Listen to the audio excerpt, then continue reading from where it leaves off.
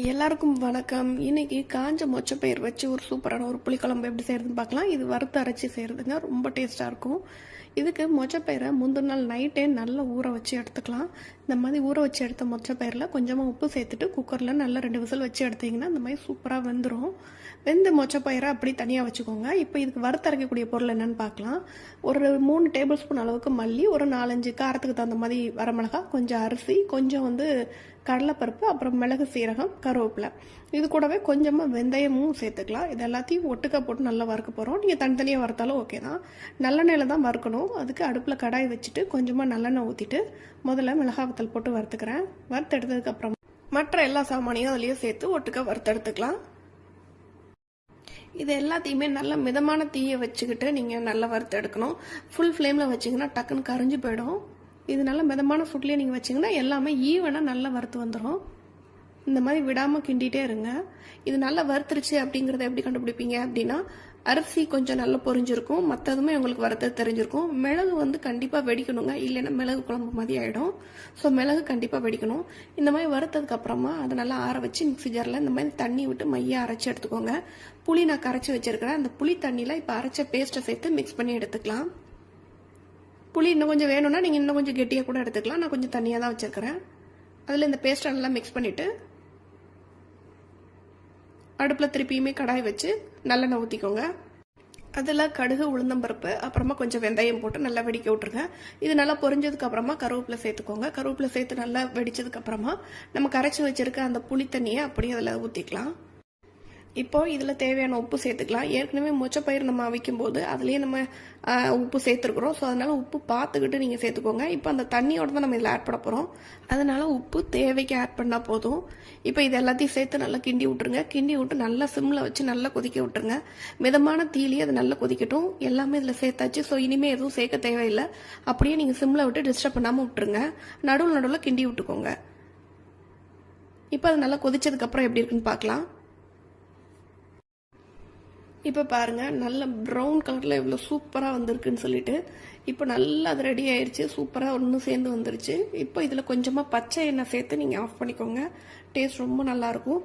சூடான சாதத்தில் இந்த புளிக்குழம்பு ஊற்றி கொஞ்சம் நல்லெண்ணெய் ஊற்றிட்டு இதுக்கு தொட்டுக்கிறதுக்கு கூட்டு, அப்படி இல்லைன்னா ஏதாவது ஒரு துவையல் வச்சு சாப்பிட்டு பாருங்கள். ரொம்ப டேஸ்ட்டாக இருக்குங்க. இந்த ரெசிபி உங்களுக்கு பிடிச்சிருந்தா மறக்காமல் நம்ம சேனலை சப்ஸ்கிரைப் பண்ணிக்கோங்க. தேங்க்ஸ் ஃபார் வாட்சிங். எல்லாருக்கும் வணக்கம். இன்னைக்கு பச்சை சுண்டக்காவை பயன்படுத்தி ஒரு சூப்பரான புளிக்குழம்பு எப்படி செய்யறதுன்னு பார்க்கலாம். அதுக்கு சுண்டக்காவை அந்த மாதிரி காம்பெல்லாம் க்ளீன் பண்ணி எடுத்துக்கோங்க. ஃபர்ஸ்ட்டு காம்பை க்ளீன் பண்ண உடனே இந்த மாதிரி தனித்தனியாக வந்துடும். அதை ஃபஸ்ட்டு அலசிட்டு ஒரு கவரில் அதை அப்படியே போட்டுட்டு அதை கவர் பண்ணிவிட்டு ஒரு இடிக்கிறது நான் இடிக்கிற கல் இருக்கு இல்லையா, அதை வச்சுருக்கேன். அதை வச்சு நல்லா இந்த மாதிரி லைட்டாக தட்டுங்க. ரொம்ப நசுக்கிறாதீங்க. லைட்டாக தட்டினீங்க அப்படின்னா இந்த மாதிரி 2 உடையும். உடைச்சதை மறுபடியும் தண்ணியில் போட்டு அலசினீங்கன்னா கொஞ்சம் சீடெல்லாம் கொஞ்சம் வெளியே வந்துடும். இதை முழுசாக அப்படியே போடும்போது ரொம்பவே கசப்பாக இருக்கும். நடுவில் அந்த உப்பு காரம்லாம் இறங்காது. அதனால தான் இந்த மாதிரி தட்டி சேர்த்துக்கிறோம். இப்போ அடுப்பில் கடாயில் கொஞ்சமாக ஆயில் ஊற்றிட்டு கொஞ்சம் வர கொத்தமல்லி, மிளகு, சீரகம், கொஞ்சம் துவரம்பருப்பு இது எல்லாத்தையும் சேர்த்து அந்த எண்ணெயிலே போட்டு நல்லா வறுத்து எடுத்துக்கிறேன். அதோட கருவேப்பிலை, கொஞ்சமாக அரிசி, ஒரு 4 பல் பூண்டு, இந்த காரத்துக்கு தகுந்தாப்புல காஞ்ச மிளகா இது எல்லாத்தையும் சேர்த்து நல்லா ஒட்டுக்கா போட்டு நல்லா வறுத்து எடுத்துருங்க. மிளகு நல்லா வெடித்து வர்ற அளவுக்கு நீங்கள் நல்லா வறுத்துக்கணும். அரிசியெல்லாம் நல்லா பொரிஞ்சு வந்துடணும். இதோட ஒரு தக்காளி பழத்தை நான் சேர்த்துக்கிறேன். ஏற்கனவே நம்ம ஒரு புளிக்குழம்பு செஞ்சுருப்போம், அதில் இந்த மாதிரி செஞ்சுருக்க மாட்டோம். இது இன்னொரு மெத்தடு. தக்காளி பழம் சேர்த்து நீங்கள் இந்த மாதிரி அரைச்சி பாருங்கள். கல்யாண வீட்டில் சாப்பிட்ற மாதிரி இருக்கும் இந்த குழம்போட டேஸ்ட்டு. மறக்காமல் ட்ரை பண்ணி பாருங்கள். இப்போ அதை தனியாக எடுத்து அதை ஆற வச்சு அரைச்சி எடுத்துக்கலாம். அதுக்கப்புறமா திருப்பி அதே கடாயில் கொஞ்சமாக எண்ணெய் விட்டு கொஞ்சம் சின்ன வெங்காயமும் கொஞ்சம் தேங்காவையும் இந்த மாதிரி நல்லா வதக்கி எடுத்துகிட்டு இதையும் ஆற வச்சு தனியாக அரைச்சி எடுத்துக்கோங்க. இப்போ மறுபடியும் எண்ணெய் ஊற்றிட்டு கடுகு, உளுந்தம்பருப்பு, அப்புறமா கொஞ்சமாக வெந்தயம் இது எல்லாத்தையும் சேர்த்து நீங்கள் நல்லா வெடிக்க விட்டுருங்க. இதெல்லாம் வெடித்ததுக்கப்புறமா நம்ம தட்டி வச்சுருக்கோம் இல்லையா, அந்த சுண்டக்காவை சேர்த்து இதுலேயே போட்டு நல்லா வதக்க போகிறோம். நம்ம வேணும்னா நீங்கள் தனியாக கூட வதக்கிக்கலாம். நான் ஆல்ரெடி இதில் சட்டியில் எண்ணெய் இருக்கிறதுனால அதை அப்படியே இதுலேயே சேர்த்துக்கிறேன். இது நல்ல கலர் மாறி ஒரு மாதிரி ஒரு ஒயிட்டாக ஒரு கலர் வரும். அந்த அளவுக்கு நீங்கள் நல்லா வதக்கிக்கோங்க. வதக்குனதுக்கப்புறமா அது நல்லா வதங்கிருச்சுன்னதுக்கப்புறமா நீங்கள் புளி தண்ணியில் நம்ம அரைச்சி வச்சுருக்கோம் இல்லையா, ஃபஸ்ட்டு அரைச்சி வச்ச மசாலாவை நல்லா புளி தண்ணியில் நல்லா கரைச்சி வச்சுருக்கிறேன். அதை இதோட சேர்த்து ஆட் பண்ணிக்க போகிறோம்.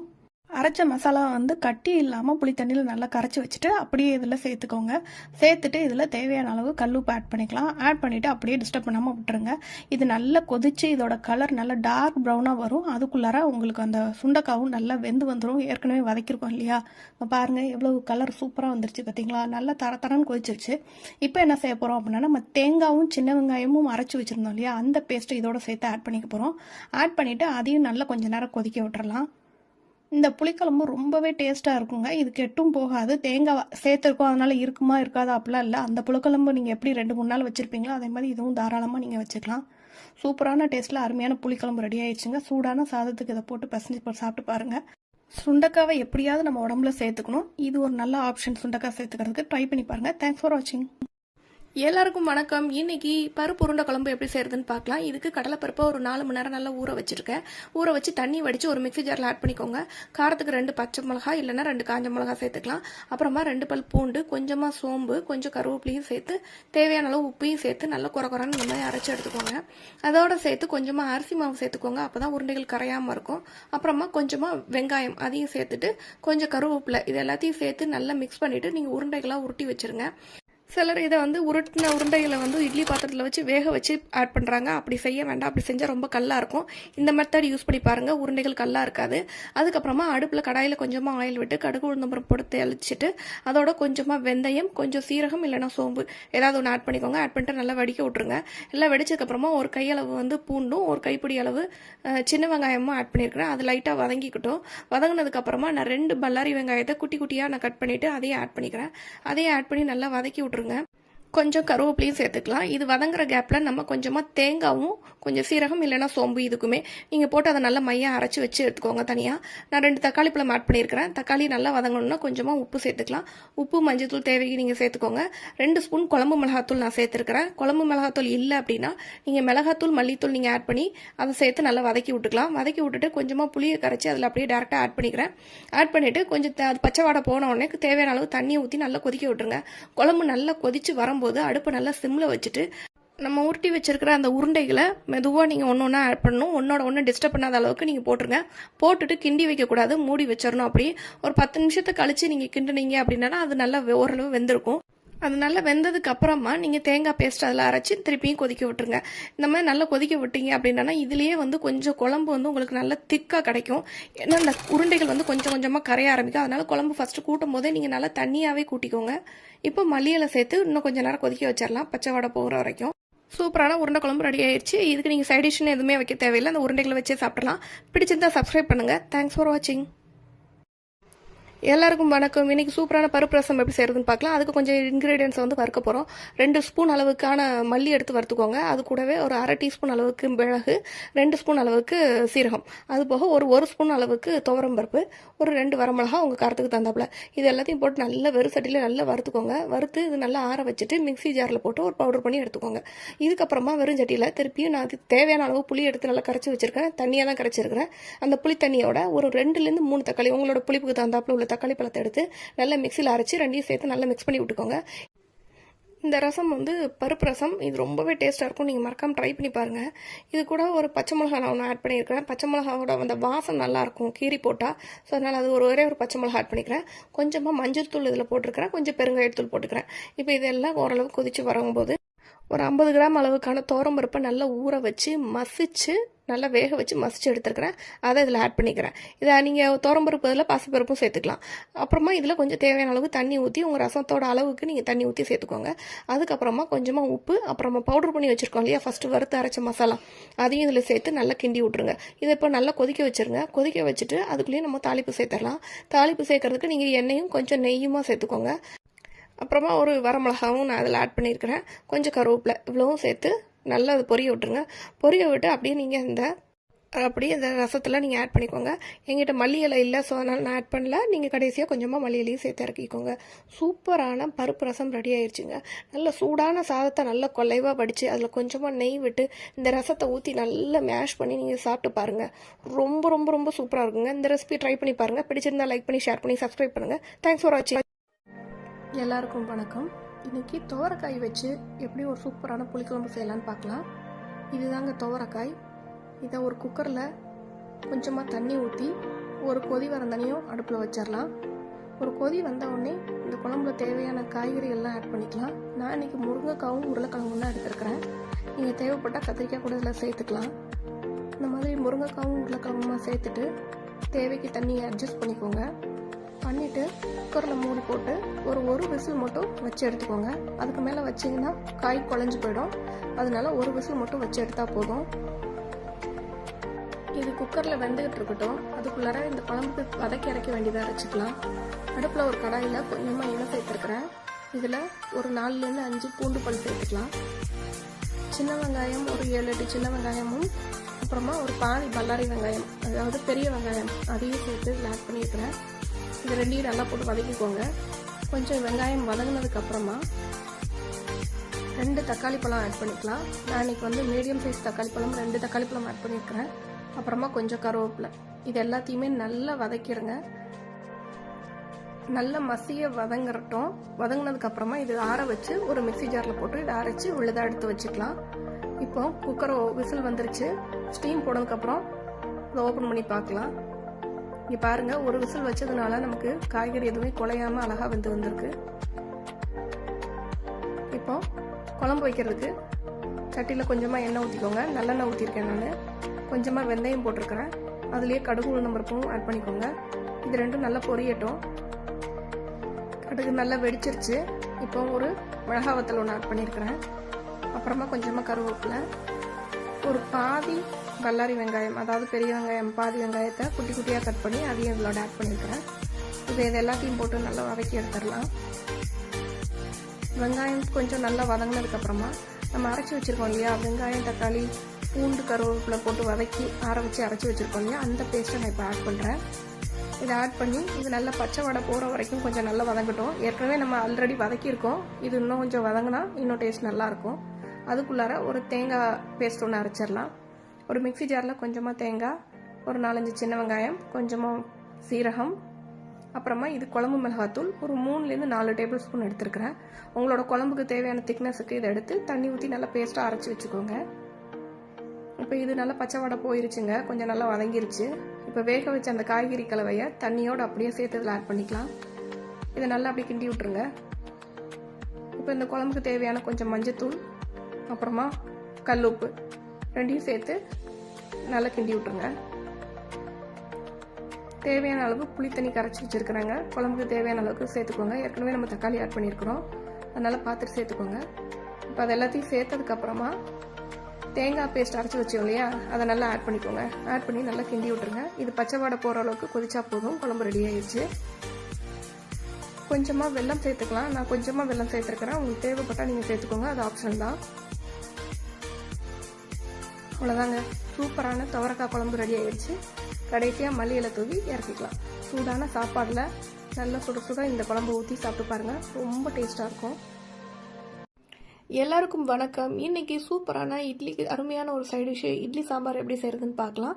இட்லி சாம்பார் செய்யறதுக்கு நீங்கள் துவரம்பருப்பு மட்டும் கூட எடுக்கலாம், இல்லை பாசிப்பருப்பு மட்டும் கூட எடுக்கலாம். ஆனால் நான் 2 பருப்பு சேர்த்து எடுத்துருக்கிறேன். துவரம்பருப்பு கொஞ்சம், பாசிப்பருப்பு கொஞ்சம், ரெண்டையும் ஒட்டுக்கா போட்டு நல்லா கழுவிக்கோங்க. அப்படியே குக்கரில் அதை சேர்த்துட்டு அதில் ஒரு 2 தக்காளி பழம் கட் பண்ணி ஆட் பண்ணிக்கோங்க.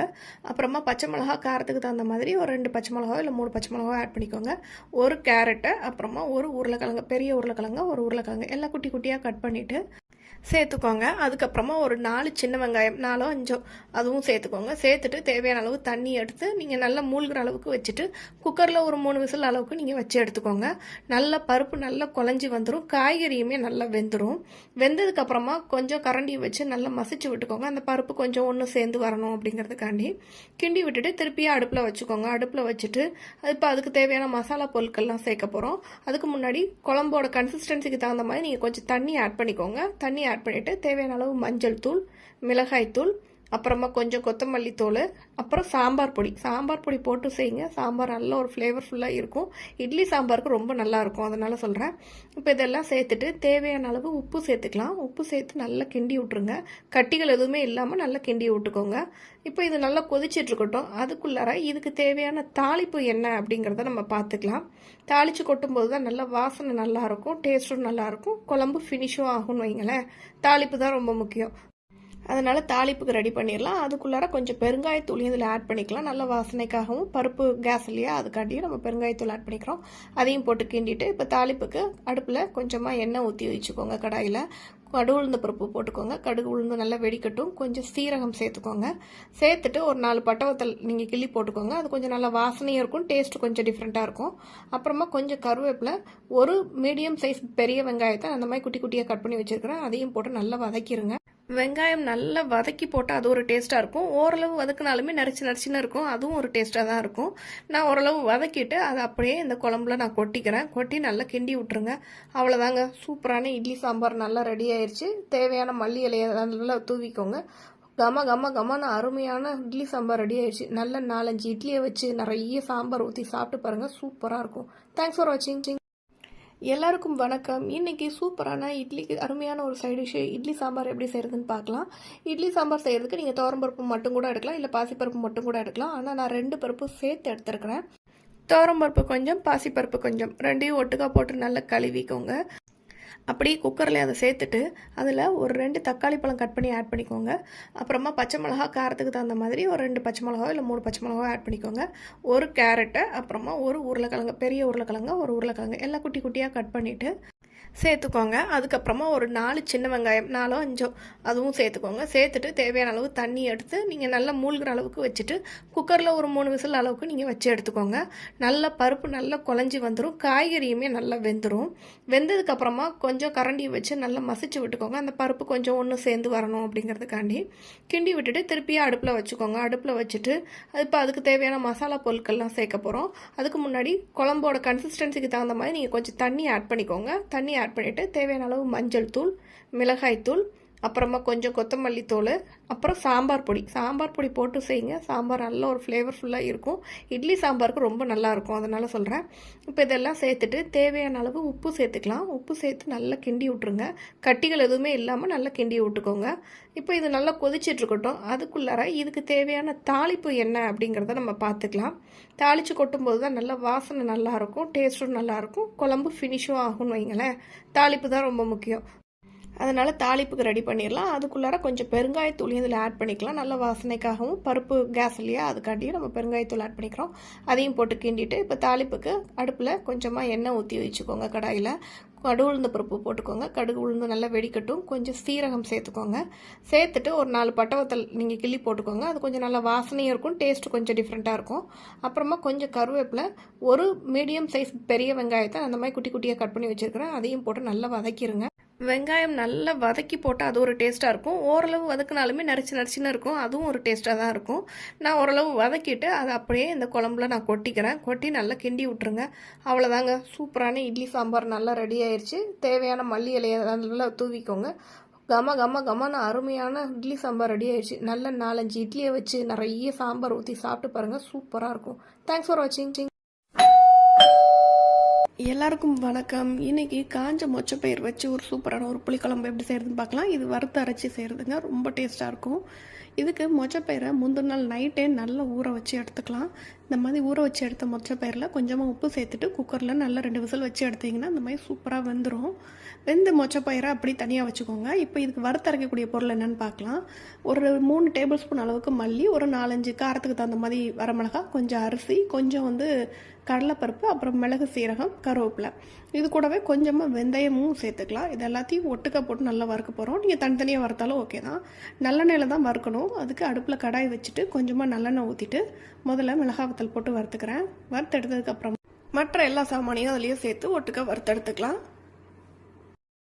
இது எல்லாத்தையுமே நல்லா மிதமான தீயை வச்சுக்கிட்டு நீங்கள் நல்லா வறுத்து எடுக்கணும். ஃபுல் ஃப்ளேமில் வச்சிங்கன்னா டக்குன்னு கரிஞ்சு போயிடும். இது நல்லா மிதமான ஃபுட்லேயே நீங்கள் வச்சிங்கன்னா எல்லாமே ஈவனாக நல்லா வறுத்து வந்துடும். இந்த மாதிரி விடாமல் கிண்டிகிட்டே இருங்க. இது நல்லா வறுத்துருச்சு அப்படிங்கிறத எப்படி கண்டுபிடிப்பீங்க அப்படின்னா, அரிசி கொஞ்சம் நல்லா பொரிஞ்சிருக்கும், மற்றதுமே உங்களுக்கு வறுத்து தெரிஞ்சிருக்கும். மிளகு கண்டிப்பாக வெடிக்கணுங்க, இல்லைன்னா மிளகு குழம்பு மாதிரி ஆகிடும். ஸோ மிளகு கண்டிப்பாக வெடிக்கணும். இந்த மாதிரி வறுத்ததுக்கப்புறமா அதை நல்லா ஆற வச்சு மிக்ஸி ஜாரில் இந்த மாதிரி தண்ணி விட்டு மையாக அரைச்சி எடுத்துக்கோங்க. புளி நான் கரைச்சி வச்சுருக்கிறேன். அந்த புளி தண்ணியில் இப்போ அரைச்ச பேஸ்ட்டை சேர்த்து மிக்ஸ் பண்ணி எடுத்துக்கலாம். புளி இன்னும் கொஞ்சம் வேணும்னா நீங்கள் இன்னும் கொஞ்சம் கெட்டியாக கூட எடுத்துக்கலாம். நான் கொஞ்சம் தண்ணியாக தான் வச்சுருக்கிறேன். அதில் இந்த பேஸ்ட்டை நல்லா மிக்ஸ் பண்ணிவிட்டு அடுப்பில் திருப்பியுமே கடாய் வச்சு நல்லெண்ணெய் ஊற்றிக்கோங்க. அதில் கடுகு உளுந்தம்பருப்பு அப்புறமா கொஞ்சம் வெந்தயம் போட்டு நல்லா வெடிக்க விட்ருங்க. இது நல்லா பொரிஞ்சதுக்கு அப்புறமா கருவேப்பிலை சேர்த்துக்கோங்க. கருவேப்பிலை சேர்த்து நல்லா வெடிச்சதுக்கு அப்புறமா நம்ம கரைச்சி வச்சிருக்க அந்த புளி தண்ணியை அப்படியே அதில் ஊற்றிக்கலாம். இப்போ இதில் தேவையான உப்பு சேர்த்துக்கலாம். ஏற்கனவே மொச்சப்பயிர் நம்ம அவிக்கும் போது அதுலேயே நம்ம உப்பு சேர்த்துருக்குறோம். ஸோ அதனால் உப்பு பார்த்துக்கிட்டு நீங்கள் சேர்த்துக்கோங்க. இப்போ அந்த தண்ணியோட தான் நம்ம இதில் ஆட் பண்ண போகிறோம். அதனால் உப்பு தேவைக்கு ஆட் பண்ணால் போதும். இப்போ இது எல்லாத்தையும் சேர்த்து நல்லா கிண்டி விட்ருங்க. கிண்டி விட்டு நல்லா சிம்மில் வச்சு நல்லா கொதிக்க விட்ருங்க. மிதமான தீயிலே அது நல்லா கொதிக்கட்டும். எல்லாமே இதில் சேர்த்தாச்சு. ஸோ இனிமேல் எதுவும் சேர்க்க தேவையில்லை. அப்படியே நீங்கள் சிம்மில் விட்டு டிஸ்டர்ப் பண்ணாமல் விட்டுருங்க. நடுவில் நடுவில் கிண்டி விட்டுக்கோங்க. இப்போ அது நல்லா கொதிச்சதுக்கப்புறம் எப்படி இருக்குன்னு பார்க்கலாம். இப்போ பாருங்கள் நல்ல ப்ரௌன் கலரில் இவ்வளோ சூப்பராக வந்திருக்குன்னு சொல்லிட்டு இப்போ நல்லா அது ரெடி ஆயிடுச்சு. சூப்பராக ஒன்று சேர்ந்து வந்துருச்சு. இப்போ இதில் கொஞ்சமாக பச்சை எண்ணெய் சேர்த்து நீங்கள் ஆஃப் பண்ணிக்கோங்க. டேஸ்ட் ரொம்ப நல்லாயிருக்கும். சூடான சாதத்தில் இந்த புளிக்குழம்பு ஊற்றி கொஞ்சம் நல்லெண்ணெய் ஊற்றிட்டு இதுக்கு தொட்டுக்கிறதுக்கு கூட்டு அப்படி இல்லைன்னா ஏதாவது ஒரு துவையல் வச்சு சாப்பிட்டு பாருங்கள். ரொம்ப டேஸ்ட்டாக இருக்குங்க. இந்த ரெசிபி உங்களுக்கு பிடிச்சிருந்ததுன்னா மறக்காமல் நம்ம சேனலை சப்ஸ்கிரைப் பண்ணிக்கோங்க. தேங்க்ஸ் ஃபார் வாட்சிங். எல்லாருக்கும் வணக்கம். இன்றைக்கி பச்சை சுண்டக்காவை பயன்படுத்தி ஒரு சூப்பரான புளிக்குழம்பு எப்படி செய்கிறதுன்னு பார்க்கலாம். அதுக்கு சுண்டக்காவை அந்த மாதிரி காம்பெல்லாம் க்ளீன் பண்ணி எடுத்துக்கோங்க. ஃபஸ்ட்டு காம்பை க்ளீன் பண்ண உடனே இந்த மாதிரி தனித்தனியாக வந்துடும். அதை ஃபஸ்ட்டு அலசிட்டு ஒரு கவரில் அதை அப்படியே போட்டுட்டு அதை கவர் பண்ணிவிட்டு ஒரு ஏதாவது ஒரு நான் இடிக்கிற கல் இருக்கு இல்லையா, அதை வச்சுருக்கேன். அதை வச்சு நல்லா இந்த மாதிரி லைட்டாக தட்டுங்க. ரொம்ப நசிக்கிறாதீங்க. லைட்டாக தட்டினீங்க அப்படின்னா இந்த மாதிரி ரெண்டாக உடையும். உடச்சதை மறுபடியும் தண்ணியில் போட்டு அலசினீங்கன்னா கொஞ்சம் சீடெல்லாம் கொஞ்சம் வெளியே வந்துடும். இதை முழுசாக அப்படியே போடும்போது ரொம்பவே கசப்பாக இருக்கும். நடுவில் அந்த உப்பு காரம்லாம் இறங்காது. அதனால தான் இந்த மாதிரி தட்டி சேர்த்துக்கிறோம். இப்போ அடுப்பில் கடாயில் கொஞ்சமாக ஆயில் ஊற்றிட்டு கொஞ்சம் வர கொத்தமல்லி, மிளகு, சீரகம், கொஞ்சம் துவரம்பருப்பு இது எல்லாத்தையும் சேர்த்து அந்த எண்ணெயிலே போட்டு நல்லா வறுத்து எடுத்துக்கிறேன். அதோட கருவேப்பிலை, கொஞ்சமாக அரிசி, ஒரு 4 பல் பூண்டு, இந்த காரத்துக்கு தகுந்தாப்பில் காஞ்ச மிளகா இது எல்லாத்தையும் சேர்த்து நல்லா ஒட்டுக்காக போட்டு நல்லா வறுத்து எடுத்துருங்க. மிளகு நல்லா வெடித்து வர்ற அளவுக்கு நீங்கள் நல்லா வறுத்துக்கணும். அரிசியெல்லாம் நல்லா பொரிஞ்சு வந்துடணும். இதோட ஒரு தக்காளி பழத்தை நான் சேர்த்துக்கிறேன். ஏற்கனவே நம்ம ஒரு புளிக்குழம்பு செஞ்சுருப்போம். அதில் இந்த மாதிரி செஞ்சுருக்க மாட்டோம். இது இன்னொரு மெத்தடு. தக்காளி பழம் சேர்த்து நீங்கள் இந்த மாதிரி அரைச்சி பாருங்கள். கல்யாண வீட்டில் சாப்பிட்ற மாதிரி இருக்கும் இந்த குழம்போட டேஸ்ட்டு. மறக்காமல் ட்ரை பண்ணி பாருங்கள். இப்போ அதை தனியாக எடுத்து அதை ஆற வச்சு அரைச்சி எடுத்துக்கலாம். அதுக்கப்புறமா திருப்பி அதே கடாயில் கொஞ்சமாக எண்ணெய் விட்டு கொஞ்சம் சின்ன வெங்காயமும் கொஞ்சம் தேங்காவையும் இந்த மாதிரி நல்லா வதக்கி எடுத்துகிட்டு இதையும் ஆற வச்சு தனியாக அரைச்சி எடுத்துக்கோங்க. இப்போ மறுபடியும் எண்ணெய் ஊற்றிட்டு கடுகு, உளுந்தம்பருப்பு, அப்புறமா கொஞ்சமாக வெந்தயம் இது எல்லாத்தையும் சேர்த்து நீங்கள் நல்லா வெடிக்க விட்ருங்க. இதெல்லாம் வெடித்ததுக்கப்புறமா நம்ம தட்டி வச்சுருக்கோம் இல்லையா, அந்த சுண்டைக்காவை சேர்த்து இதுலேயே போட்டு நல்லா வதக்க போகிறோம். நம்ம வேணும்னா நீங்கள் தனியாக கூட வதக்கிக்கலாம். நான் ஆல்ரெடி இதில் சட்டியில் எண்ணெய் இருக்கிறதுனால அதை அப்படியே இதுலேயே சேர்த்துக்கிறேன். இது நல்ல கலர் மாறி ஒரு மாதிரி ஒரு ஒயிட்டாக ஒரு கலர் வரும். அந்த அளவுக்கு நீங்கள் நல்லா வதக்கிக்கோங்க. வதக்குனதுக்கப்புறமா அது நல்லா வதங்கிருச்சுன்னதுக்கப்புறமா நீங்கள் புளி தண்ணியில் நம்ம அரைச்சி வச்சுருக்கோம் இல்லையா, ஃபஸ்ட்டு அரைச்சி வச்ச மசாலாவை நல்லா புளி தண்ணியில் நல்லா கரைச்சி வச்சுருக்கிறேன். அதை இதோட சேர்த்து ஆட் பண்ணிக்க போகிறோம். அரைச்ச மசாலா கட்டி இல்லாமல் புளி தண்ணியில் நல்லா கரைச்சி வச்சுட்டு அப்படியே இதில் சேர்த்துக்கோங்க. சேர்த்துட்டு இதில் தேவையான அளவு கல்லுப்பு ஆட் பண்ணிக்கலாம். ஆட் பண்ணிவிட்டு அப்படியே டிஸ்டர்ப் பண்ணாமல் விட்டுருங்க. இது நல்லா கொதித்து இதோட கலர் நல்லா டார்க் ப்ரௌனாக வரும். அதுக்குள்ளார உங்களுக்கு அந்த சுண்டைக்காவும் நல்லா வெந்து வந்துடும். ஏற்கனவே வதக்கியிருக்கோம் இல்லையா, இப்போ பாருங்கள் எவ்வளோ கலர் சூப்பராக வந்துருச்சு பார்த்தீங்களா. நல்லா தரன்னு கொதிச்சிருச்சு. இப்போ என்ன செய்ய போகிறோம் அப்படின்னா, நம்ம தேங்காயும் சின்ன வெங்காயமும் அரைச்சி வச்சுருந்தோம் இல்லையா, அந்த பேஸ்ட்டை இதோட சேர்த்து ஆட் பண்ணிக்க போகிறோம். ஆட் பண்ணிவிட்டு அதையும் நல்லா கொஞ்சம் நேரம் கொதிக்க விட்டுறலாம். இந்த புளிக்குழம்பு ரொம்பவே டேஸ்ட்டாக இருக்குங்க. இது கெட்டும் போகாது. தேங்காய் சேர்த்துருக்கோம் அதனால் இருக்குமா இருக்காதா அப்படிலாம் இல்லை. அந்த புளிக்குழம்பு நீங்கள் எப்படி 2-3 நாள் வச்சுருப்பீங்களோ அதே மாதிரி இதுவும் தாராளமாக நீங்கள் வச்சுக்கலாம். சூப்பரான டேஸ்ட்டில் அருமையான புளிக்குழம்பு ரெடி ஆயிடுச்சுங்க. சூடான சாதத்துக்கு இதை போட்டு பசஞ்சு சாப்பிட்டு பாருங்கள். சுண்டைக்காவை எப்படியாவது நம்ம உடம்புல சேர்த்துக்கணும். இது ஒரு நல்ல ஆப்ஷன் சுண்டைக்காய் சேர்த்துக்கிறதுக்கு. ட்ரை பண்ணி பாருங்கள். தேங்க்ஸ் ஃபார் வாட்சிங். எல்லாருக்கும் வணக்கம். இன்றைக்கி சென்னா ரைஸ் அதாவது கொண்டக்கடலை சாதம் பிரியாணி ஸ்டைலில் எப்படி பண்ணுறதுன்னு பார்க்கலாம். அதுக்கு ஒரு பெரிய கனமான பாத்திரத்தில் கொஞ்சமாக எண்ணெய் ஊற்றிட்டு பட்டா, சோம்பு, லவங்கம் எல்லாம் போட்டு 2 பச்சை மிளகாய் கீரி போட்டுக்கோங்க. அப்புறமா 2 பெரிய வெங்காயத்தை குட்டி குட்டியாக கட் பண்ணி அதையும் ஆட் பண்ணிக்கலாம். அது கூட கொஞ்சமாக இஞ்சி பூண்டு பேஸ்ட் அதையும் சேர்த்து நல்லா பச்சை வாடை போகிற அளவுக்கு நீங்கள் நல்லா வதக்கி விட்ருங்க. கொஞ்சமாக புதினா, மல்லியெல்லாம் சேர்த்துக்கோங்க. என்கிட்ட புதினா கொஞ்சம் கம்மியாக தான் இருந்தது, ஸோ அதனால் குறைய தான் நான் சேர்த்துருக்கேன். நீங்கள் வேணும்னு கொஞ்சம் கூட ஆட் பண்ணிக்கலாம்.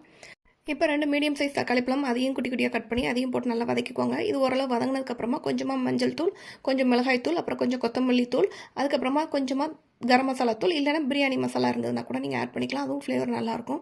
இது எல்லாத்தையும் போட்டு நல்லா வதக்கி விட்ருங்க. இந்த பொடியெல்லாம் கொஞ்சம் பச்சை வாடை போகட்டும். அது வரைக்கும் நல்லா சுருளை வதக்கி விடணும். அந்த எண்ணெயிலே நல்லா வதங்கும் போது அதுக்கு ஒரு நல்ல கலர் கிடைக்கும். அந்த மாதிரி நல்லா வதக்கி விட்டுட்டு தேவைப்பட்டால் நீங்கள் தயிர் ஆட் பண்ணிக்கலாம். பிரியாணி ஸ்டைலுங்கிறதுனால தயிர் ஆட் பண்ணிக்கலாம். பட் நான் தயிர் ஆட் பண்ணலை. இந்த மாதிரி நீங்கள் வதக்கி விட்டதுக்கப்புறமா கொண்டக்கடலை வந்து நல்லா ஊற வச்சுட்டு நான் 2 விசில் விட்டு வேக வச்சு எடுத்து வச்சுருக்கேன். அந்த அவிச்ச தண்ணியவே நான் அதில் ஆட் பண்ணிக்கிறேன். நான் யூஸ் பண்ணுறது இன்றைக்கி சாதாரண சாப்பாடு ரைஸ் தான். அதுக்கு நான் வழக்கமாக எந்த அளவு தண்ணி வைப்பனோ 2.5 பங்கு வைக்கிற அளவுக்கு நான் 2.5 பங்கு தண்ணி வச்சுருக்கிறேன். நீங்கள் வேணால் பாஸ்மதி ரைஸ் எல்லாம் கூட பண்ணிக்கலாம். தண்ணி அளவு வச்சுட்டு நான் அதுக்கப்புறமா அவிச்ச சென்னாவையும் அதில் ஆட் பண்ணிக்கிறேன். இந்த மசாலாவுக்கு தேவையான அளவுக்கு உப்பையும் நான் ஆட் பண்ணிக்கிறேன். இது எல்லாத்தையும் போட்டு நல்லா கிண்டிட்டு தண்ணி நல்லா கொதி வரணும். நல்லா அந்த மாதிரி கொதிச்சதுக்கப்புறமா ஊற வச்சு வச்சுருக்கிற ரைஸு சாப்பாடு ரைஸே நான் ஆட் பண்ணுறேன். அதை இதில் நல்லா சேர்த்துட்டு நல்லா கிண்டி விட்ருங்க. கிண்டி விட்டுட்டு இப்போ இதில் உப்பு கரெக்டாக இருக்கா இல்லையாங்கிறதையும் செக் பண்ணிக்கோங்க. தண்ணியெலாம் நீங்கள் டேஸ்ட் பண்ணி பார்த்தீங்கன்னா 2 கல் தூக்கலாக தெரியணும் உப்பு செக் பண்ணிவிட்டு ஒரு ஹாஃப் சைஸ் லெமனோட ஜூஸை நான் அதில் அப்படியே டேரெக்டாக ஆட் பண்ணிக்கிறேன். ஆட் பண்ணிவிட்டு நீங்கள் லிட்டை க்ளோஸ் பண்ணி வச்சுருங்க. நல்லா கிண்டி விட்டுட்டு அப்புறமா லிட்டு க்ளோஸ் பண்ணிடுங்க. க்ளோஸ் பண்ணிவிட்டு நார்மல் ஃப்ளேமில் ஒரு 2 விசில் நீங்கள் வச்சு எடுத்திங்கன்னா நல்லா பொலன்னு சூப்பரான சென்னா ரைஸ் ரெடி ஆகிடும். இந்த சென்னா ரைஸ்க்கு நீங்கள் தேவைப்பட்ட ஏதாவது ஒரு கிரேவி மாதிரி வச்சு சாப்பிட்டுக்கலாம். அப்படி இல்லை வேண்டாம் அப்படின்னு நீங்கள் தயிர் வெங்காயம் கூட வச்சு சாப்பிட்டு பார்க்கலாம். இது நீங்கள் குழந்தைங்களுக்கு நீங்கள் லஞ்ச் பாக்ஸில் கூட வச்சு விடலாம். பிரியாணி ஃப்ளேவரில் இருக்கிறதுனால சட்டுன்னு சாப்பிட்டு வந்துடுவாங்க. இந்த ரெசிபியை மறக்காமல் ட்ரை பண்ணி பாருங்கள். பிடிச்சிருந்தா லைக் பண்ணி ஷேர் பண்ணி கமெண்ட் பண்ணுங்கள். நம்ம சேனலை மறக்காமல் சப்ஸ்கிரைப் பண்ணுங்கள். தேங்க்ஸ் ஃபார் வாட்சிங். எல்லாருக்கும் வணக்கம். இன்றைக்கி தூதுவளை சாதம் எப்படி செய்கிறதுன்னு பார்க்கலாம். தூதுவளை சாதம் செய்கிறதுக்கு முன்னாடி இந்த மாதிரி தூதுவளை இலைகளை ஒரு மஞ்சள் தண்ணி உப்பு போட்டு நல்லா ஊற வச்சுருங்க கொஞ்சம் நேரத்துக்கு. அதில் ஏதாவது பூச்சிகள் இருந்தாலும் செத்து போயிடும். இப்போ ஒரு இடிக்கிற கல் எடுத்து 1 ஸ்பூன் மிளகு 1 ஸ்பூன் சீரகம் எடுத்து நல்லா நச்சு எடுத்துக்கோங்க. இல்லைனா நீங்கள் மிக்சியில் கூட பவுடர் பண்ணிக்கலாம். இந்த அளவுக்கு குறன்னு நீங்கள் திரிச்சு வச்சுக்கலாம். இப்போ என்ன பண்ணலான்னா இந்த இலைகளை நல்லா அலசிட்டு இதை நல்லா ஃபோல்ட் பண்ணி குட்டி குட்டி பீசஸாக கட் பண்ணணும். நீங்கள் எனக்கு முள் இருக்குது அதனால நீங்கள் முள்ளை கட் பண்ணணும்னு நீங்கள் நினைக்கணும்னு அவசியம் இல்லை. சின்ன குழந்தைங்களுக்கு கொடுக்குறதா இருந்தால் நீங்கள் முள்ளை கட் பண்ணிக்கலாம். இல்லை அப்படின்னா நீங்கள் முள்ளோட சேர்த்து இந்த மாதிரி குட்டி குட்டியாக கட் பண்ணிடலாம். ஏன்னா நம்ம நல்லா சட்டியில் போட்டு வதங்க போது அந்த முள்ளெல்லாம் நல்லா வதங்கிடும், இல்லாமையே போயிடும்னு வைங்களேன். அதனால நீங்கள் பீசஸ் ரொம்ப குட்டி குட்டி பீஸாக நீங்கள் கட் பண்ணிக்கோங்க. இந்த இலையில கொஞ்சம் கசப்பு இருக்கும். சின்ன சின்ன பீஸாக கட் பண்ணும்போது சீக்கிரமாக வதங்கும். கசப்பு உங்களுக்கு அதிகமாக தெரியாது.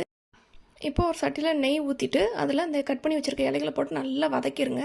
கலர் நல்லா மாறி ஒரு மாதிரி டார்க் கலர் வரும். அந்தளவுக்கு நீங்கள் நல்லா வதக்கிடணும். இது சளிக்கு ரொம்ப நல்லதுங்க. நல்லா நெஞ்சு சளி இருக்கிற டைமில் இதை செஞ்சு சூடாக காலையில் 2 உருண்டை 3 உருண்டை போதும். அந்த அளவுக்கு நீங்கள் சாப்பிட்டு வாங்க. கண்டிப்பாக சளியெல்லாம் வெளியேறிடும். மறக்காமல் ட்ரை பண்ணி பாருங்கள். இப்போ பாருங்கள் இந்த மாதிரி நல்லா கருகிற அளவுக்கு வறுத்தாச்சு. இப்போ நம்ம இடித்து வச்சுருக்க அந்த மிளகு சீரக பவுடர் அதில் ஆட் பண்ணிக்கிறோம். சாப்பாடை நல்லா உதிரியாக வடித்து வச்சுக்கோங்க. அந்த சாப்பாடையும் இந்த சட்டிலேயே போட்டு நல்லா கிண்டிருங்க. கிண்டிட்டு தேவையான அளவு உப்பையும் சேர்த்து நல்லா மிக்ஸ் பண்ணிவிட்டு நல்லா சுட சுட வெதுவெதுப்பாக இருக்கும்போதே ஆளுக்கு 2 உருண்டை நீங்கள் சாப்பிட்ருங்க. சூப்பரான டேஸ்ட்டாக நெய் சாப்பாடு மாதிரி இருக்கும். பசங்களுக்கு இது இலை சாப்பாடு தூதுவளைனே தெரியாது. ட்ரை பண்ணி பாருங்கள். மறக்காமல் சப்ஸ்கிரைப் பண்ணுங்கள். தேங்க்ஸ் ஃபார் வாட்சிங். எல்லாருக்கும் வணக்கம். இன்றைக்கி பருப்பு உருண்டை குழம்பு எப்படி செய்கிறதுன்னு பார்க்கலாம். இதுக்கு கடலைப்பருப்பை ஒரு 4 மணி நேரம் நல்லா ஊற வச்சுருக்கேன். ஊற வச்சு தண்ணி வடித்து ஒரு மிக்ஸி ஜாரில் ஆட் பண்ணிக்கோங்க. காரத்துக்கு 2 பச்சை மிளகா இல்லைன்னா 2 காஞ்ச மிளகா சேர்த்துக்கலாம். அப்புறமா 2 பல் பூண்டு, கொஞ்சமாக சோம்பு, கொஞ்சம் கருவேப்பிலையும் சேர்த்து தேவையான அளவு உப்பையும் சேர்த்து நல்லா குறன்னு இந்த மாதிரி அரைச்சி எடுத்துக்கோங்க. அதோடு சேர்த்து கொஞ்சமாக அரிசி மாவு சேர்த்துக்கோங்க. அப்போ தான் உருண்டைகள் கரையாமல் இருக்கும். அப்புறமா கொஞ்சமாக வெங்காயம் அதையும் சேர்த்துட்டு கொஞ்சம் கருவேப்பிலை இது எல்லாத்தையும் சேர்த்து நல்லா மிக்ஸ் பண்ணிவிட்டு நீங்கள் உருண்டைகளாக உருட்டி வச்சுருங்க. சிலர் இதை உருட்டின உருண்டைகளை இட்லி பாத்திரத்தில் வச்சு வேக வச்சு ஆட் பண்ணுறாங்க. அப்படி செய்ய வேண்டாம். அப்படி செஞ்சால் ரொம்ப கல்லாக இருக்கும். இந்த மெத்தட் யூஸ் பண்ணி பாருங்கள். உருண்டைகள் கல்லாக இருக்காது. அதுக்கப்புறமா அடுப்பில் கடாயில் கொஞ்சமாக ஆயில் விட்டு கடுகு உளுந்தம்பருப்பு போட்டு தெளிச்சிட்டு அதோட கொஞ்சமாக வெந்தயம், கொஞ்சம் சீரகம் இல்லைனா சோம்பு ஏதாவது ஒன்று ஆட் பண்ணிக்கோங்க. ஆட் பண்ணிட்டு நல்லா வடிக்க விட்ருங்க. எல்லாம் வெடிச்சதுக்கப்புறமா ஒரு கையளவு பூண்டும் ஒரு கைப்பிடி அளவு சின்ன வெங்காயமும் ஆட் பண்ணியிருக்கிறேன். அது லைட்டாக வதங்கிக்கிட்டோம். வதங்கினதுக்கப்புறமா நான் 2 பல்லாரி வெங்காயத்தை குட்டி குட்டியாக நான் கட் பண்ணிவிட்டு அதையும் ஆட் பண்ணிக்கிறேன். அதையும் ஆட் பண்ணி நல்லா வதக்கி விட்ருங்க. கொஞ்சம் கருவேப்பிலையும் சேர்த்துக்கலாம். இது வதங்குற கேப்பில் நம்ம கொஞ்சமாக தேங்காவும் கொஞ்சம் சீரகம் இல்லைனா சோம்பு இதுக்குமே நீங்கள் போட்டு அதை நல்லா மையாக அரைச்சி வச்சு எடுத்துக்கோங்க தனியாக. நான் 2 தக்காளி பழம் ஆட் பண்ணியிருக்கிறேன். தக்காளி நல்லா வதங்கணுன்னா கொஞ்சமாக உப்பு சேர்த்துக்கலாம். உப்பு மஞ்சள்தூள் தேவைக்கு நீங்கள் சேர்த்துக்கோங்க. 2 ஸ்பூன் குழம்பு மிளகாத்தூள் நான் சேர்த்துருக்கிறேன். குழம்பு மிளகாத்தூள் இல்லை அப்படின்னா நீங்கள் மிளகாத்தூள் மல்லித்தூள் நீங்கள் ஆட் பண்ணி அதை சேர்த்து நல்லா வதக்கி விட்டுக்கலாம். வதக்கி விட்டுட்டு கொஞ்சமாக புளியை கரைச்சி அதில் அப்படியே டேரெக்டாக ஆட் பண்ணிக்கிறேன். ஆட் பண்ணிவிட்டு கொஞ்சம் அது பச்சை வாடை போன உடனே தேவையான அளவு தண்ணியை ஊற்றி நல்லா கொதிக்க விட்டுருங்க. குழம்பு நல்லா கொதித்து வரும்போது அடுப்பை நல்லா சிம்மில் வச்சுட்டு நம்ம உருட்டி வச்சிருக்கிற அந்த உருண்டைகளை மெதுவாக நீங்கள் ஒன்று ஆட் பண்ணணும். ஒன்றோட ஒன்று டிஸ்டர்ப் பண்ணாத அளவுக்கு நீங்கள் போட்டுருங்க. போட்டுட்டு கிண்டி வைக்கக்கூடாது, மூடி வச்சிடணும். அப்படி ஒரு 10 நிமிஷத்தை கழித்து நீங்கள் கிண்டுனீங்க அப்படின்னா அது நல்லா ஓரளவு வெந்திருக்கும். அது நல்லா வெந்ததுக்கு அப்புறமா நீங்கள் தேங்காய் பேஸ்ட் அதில் அரைச்சி திருப்பியும் கொதிக்க விட்டுருங்க. இந்த மாதிரி நல்லா கொதிக்க விட்டீங்க அப்படின்னா இதுலேயே கொஞ்சம் குழம்பு உங்களுக்கு நல்லா திக்காக கிடைக்கும். ஏன்னா அந்த உருண்டைகள் கொஞ்சம் கொஞ்சமாக கரைய ஆரம்பிக்கும். அதனால் குழம்பு ஃபஸ்ட்டு கூட்டும் போதே நீங்கள் நல்லா தண்ணியாகவே கூட்டிக்கோங்க. இப்போ மல்லியலை சேர்த்து இன்னும் கொஞ்சம் நேரம் கொதிக்க வச்சிடலாம், பச்சை வடை போகிற வரைக்கும். சூப்பரான உருண்டை குழம்பு ரெடி ஆயிடுச்சு. இதுக்கு நீங்கள் சைட் டிஷ்னு எதுவுமே வைக்க தேவையில்லை. அந்த உருண்டைகளை வச்சே சாப்பிடலாம். பிடிச்சிருந்தா சப்ஸ்கிரைப் பண்ணுங்கள். தேங்க்ஸ் ஃபார் வாட்சிங். எல்லாருக்கும் வணக்கம். இன்றைக்கி வரகரிசி மாவில் சூப்பரான ஒரு இடியாப்பம் எப்படி செய்கிறதுன்னு பார்க்கலாம். வரகரிசி மாவு இது நானே வீட்லேயே ப்ரிப்பேர் பண்ணுதுங்க. அரிசி மாவு நம்ம எப்படி ப்ரிப்பேர் பண்ணுவோம், நல்லா கழுவி காய வச்சு மிஷினில் கொடுத்து பவுடர் பண்ணி வச்சுருக்கோம் இல்லையா, அந்த மாதிரி நான் ரெடி பண்ணி வச்சுக்கிட்டேன். இப்போ அந்த வரகரிசி மாவு தேவையாக்கி எடுத்துக்கிட்டு அதுக்கு கொஞ்சமாக உப்பு போட்டுக்கோங்க. ஹாட் வாட்டர் நல்லா கொதிக்கிற தண்ணி அதில் ஊற்றி பிசைஞ்சுக்கோங்க. கையை வச்சு நீங்கள் செய்ய முடியாதுங்கிறதுனால ஃபஸ்ட்டு கரண்டி வச்சு கிண்டிக்கோங்க. ஓரளவு சூடு ஆறுனதுக்கப்புறமா நீங்கள் கையை வச்சு நல்லா பிசைஞ்சு விட்டிங்கன்னா இந்த மாதிரி சப்பாத்தி மாவு அளவுக்கு வரும். நீங்கள் அதில் கொஞ்சம் ஆயில் விட்டுக்கிட்டிங்கன்னா ஒன்றோட ஒன்று ஒட்டாமல் உதிரியாக இருக்கும் உங்களுக்கு இடியாப்பம். இந்த மாதிரி பிசைஞ்சு வச்சுக்கோங்க. இப்போ அடுப்பில் இட்லி பாத்திரத்தில் தண்ணி ஊற்றி நல்லா கொதிக்க விட்டுருங்க. தண்ணி நல்லா கொதிக்கணும். கொதிச்சதுக்கு அப்புறமா இடியாப்பாச்சு உலக்கிறக்கு இல்லைங்களா, இதில் தேவைன்னா நீங்கள் எண்ணெய் தடவிக்கோங்க. நான் ஆயில் எதுவுமே அப்ளை பண்ணல. அதில் இந்த மாதிரி மாவை நீங்கள் உருட்டி அச்சு உலக்கில் போட்டு நீங்கள் பிழிஞ்சிடலாம். பிழியும் போது பாருங்கள் எவ்வளோ புலன்னு சூப்பராக வருதுங்க. இந்த மெத்தடில் நீங்கள் செஞ்சு பாருங்கள். உங்களுக்கு பிழியறதுக்கு கஷ்டமே இருக்காது, ரொம்ப ஈஸியாக வரும். நான் இந்த மாதிரி சுற்றி புழிஞ்சு விட்றேன். நீங்கள் தேவைன்னா நீங்கள் இட்லி பாதிரி ஒவ்வொரு பக்கமாக அந்த குழிக்கு மட்டும் கூட நீங்கள் ஊற்றிக்கலாம். ஊற்றிட்டு ஒரு 5லேருந்து 10 நிமிஷம் வரைக்கும் நல்லா மூடி போட்டு வேக வச்சுருங்க. வெந்ததுக்கப்புறமா அதை எடுத்து நல்லா ஆற வச்சுட்டு அதுக்கப்புறமா நீங்கள் உதுத்து விட்டிங்கன்னா நல்ல நூடுல்ஸ் மாதிரி அருமையாக ரெடியாகி வந்துடும். அதுக்கப்புறம் நீங்கள் அதை உதுத்ததை நீங்கள் வெங்காயம் பச்சை மிளகாய் இல்லைன்னா வெங்காயம் காஞ்ச மிளகா போட்டு தாளிசம் பண்ணி சாப்பிட்டு பார்க்கலாம். அப்படி இல்லைனா லெமன் அதில் புளிஞ்சு விட்டு லெமன் சேவை மாதிரி செய்யலாம். தக்காளி பழம் வெட்டி போட்டு தக்காளி சேவை மாதிரி செய்யலாம். சூப்பராக இருக்கும். எதுவுமே வேண்டாம் அப்படின்னா அதுலேயே சுகரும் தேங்காய் பூவையும் போட்டு ரொம்ப அருமையாக சாப்பிட்லாம். பால் விட்டு சாப்பிட்டு பார்க்கலாம்.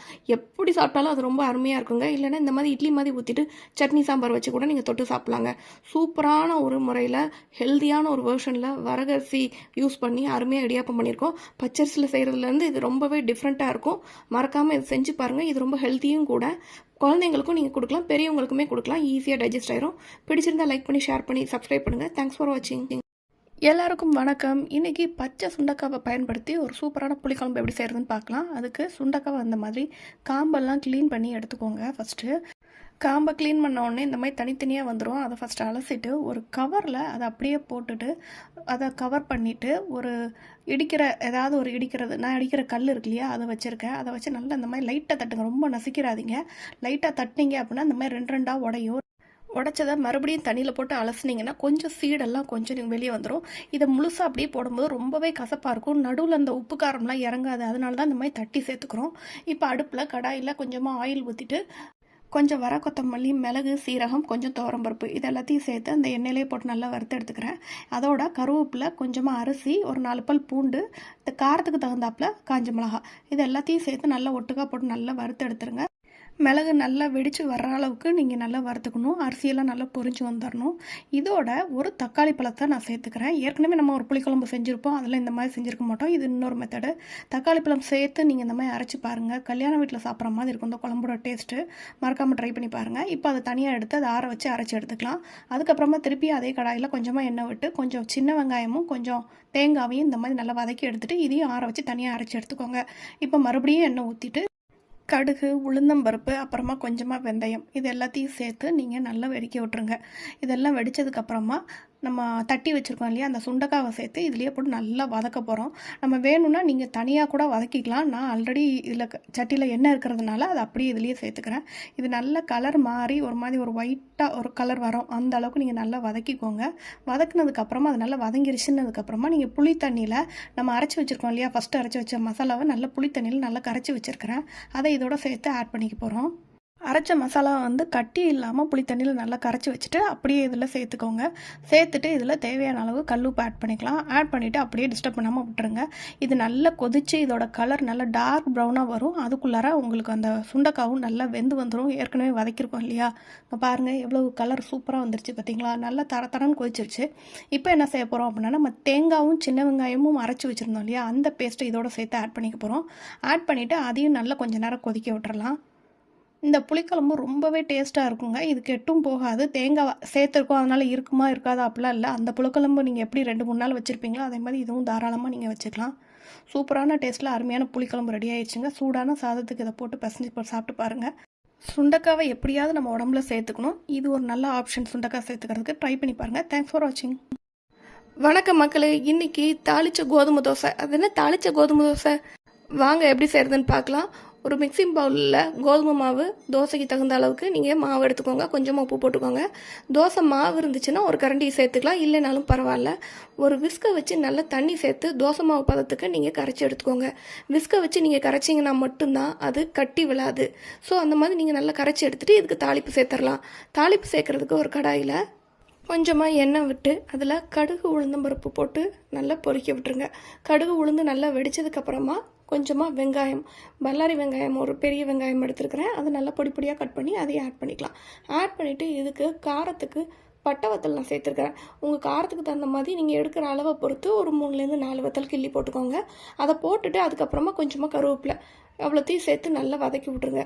நல்லா ஓரளவு வெங்காயம் வதங்கினதுக்கப்புறமா அந்த தாளிப்பை அப்படியே எடுத்து நம்ம கரைச்சி வச்சுருக்க அந்த கோதுமை மாவில் சேர்த்துக்கலாம். கோதுமை மாவில் சேர்த்து நல்லா மிக்ஸ் பண்ணி விட்ருங்க. இப்போது தோசை ஊற்றிடலாங்க. ஒரு தோசைக்கல் எடுத்து தோசைக்கல்லில் எண்ணெய் தடவிட்டு நல்லா இந்த தோசையை ரொம்ப ஸ்ப்ரெட் பண்ணாதீங்க. ரொம்ப ஸ்ப்ரெட் பண்ணால் வராது. ஏன்னா இந்த மாவோட கன்சிஸ்டன்ஸ் அப்படி.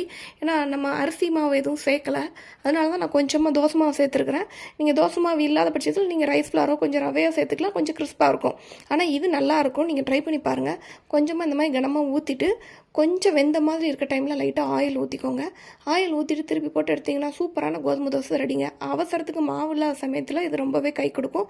இதுக்கு சைட் டிஷ்ஷாக நீங்கள் தேங்காய் சட்னி வச்சு சாப்பிட்லாம். ஆனால் என்னோடய ஃபேவரட் இதுக்கு சைட் டிஷ் வந்து இட்லி பொடி தான். சூப்பராக இருக்கும் இட்லி பொடி வச்சு சாப்பிடும்போது. மறக்காமல் நீங்களும் ட்ரை பண்ணி பாருங்கள். பிடிச்சிருந்தால் லைக் பண்ணி ஷேர் பண்ணி கமெண்ட் பண்ணுங்கள்.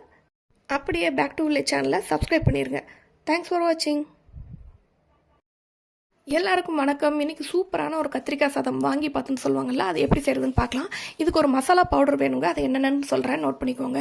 2 டேபிள் ஸ்பூன் கடலைப்பருப்பு, 2 டேபிள் ஸ்பூன் உளுந்தம்பருப்பு, 2 டேபிள் ஸ்பூன் அளவுக்கு மல்லி, ஒரு 2 டேபிள் ஸ்பூன் அளவுக்கு எள்ளு, ஒரு பட்டை, 2 லவங்கம், அப்புறம் கொஞ்சம் ஏலக்காய், இவ்வளோ சேர்த்து நல்லா வறுத்துக்கோங்க. உங்கள் காரத்துக்கு தகுந்த மாதிரி 6லேருந்து 7 காஞ்ச மிளகாய் சேர்த்துக்கலாம்.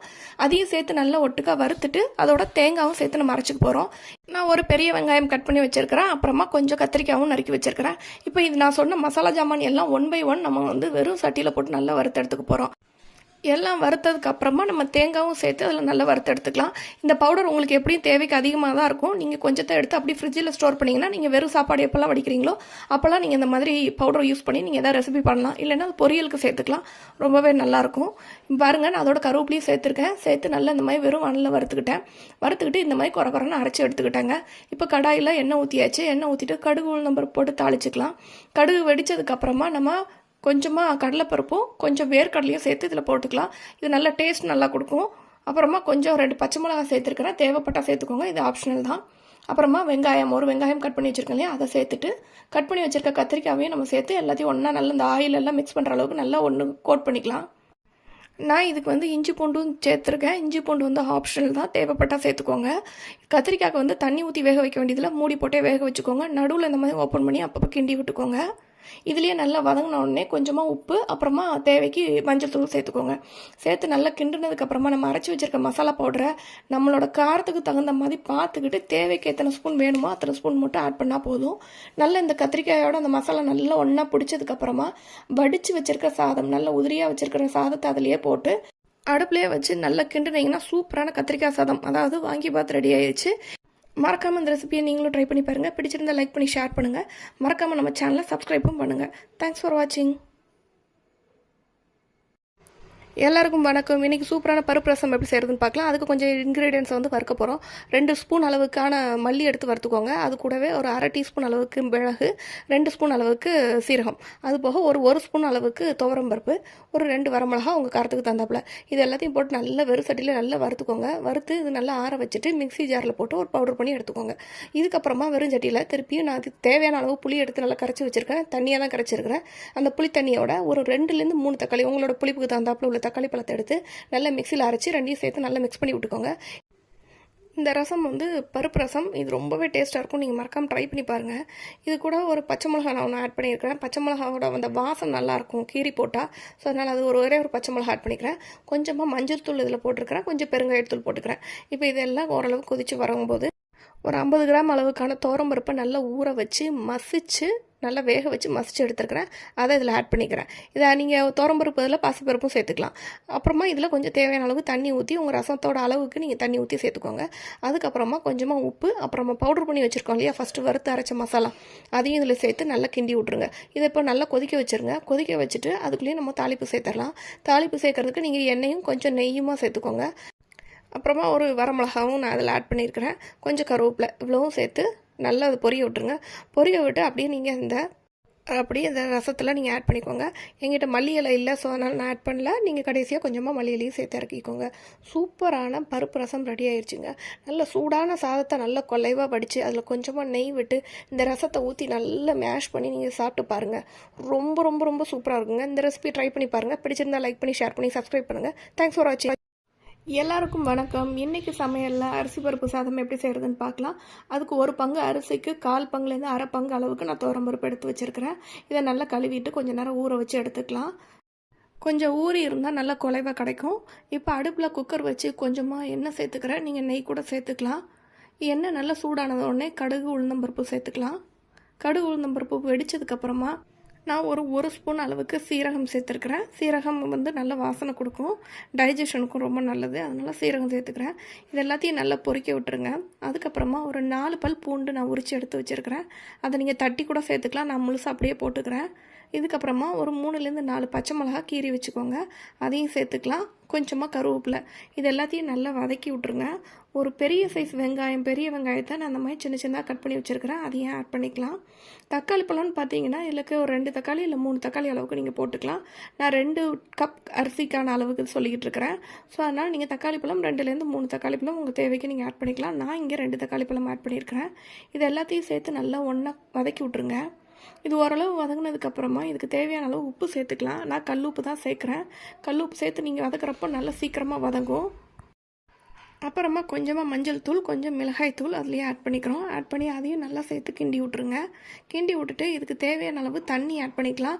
இதுக்கு 1 கப்புக்கு 2.5 கப்புங்கிறது அளவு கரெக்டாக இருக்கும். ஆனால் எனக்கு குலைவாக வேணுங்கிறதுனால நான் 1 கப்பு அரிசிக்கு 3 கப் தண்ணி சேர்த்துருக்கிறேன்.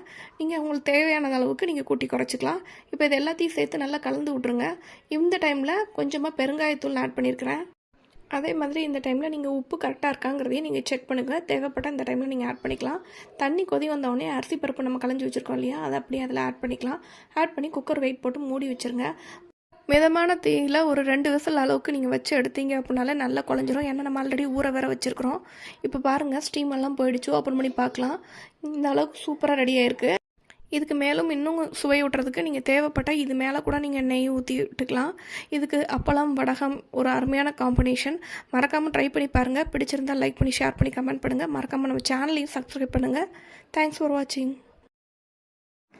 எல்லாருக்கும் வணக்கம். இன்றைக்கி கம்பங்கூழ் எப்படி செய்கிறதுன்னு பார்க்கலாம். இதுக்கு கம்பு ரவை நான் கடையில் வாங்கியிருக்கேன். கம்பு ரவை கிடைக்கல அப்படின்னா முழு கம்பு வாங்கி கொஞ்சம் நேரம் நனைய போட்டுட்டு நீங்கள் அதை மிக்ஸி ஜாரில் தண்ணியெல்லாம் வடிச்சிட்டு குறவரன்னு இந்த மாதிரி அரைச்சிங்கன்னா ரவை கிடச்சிரும்.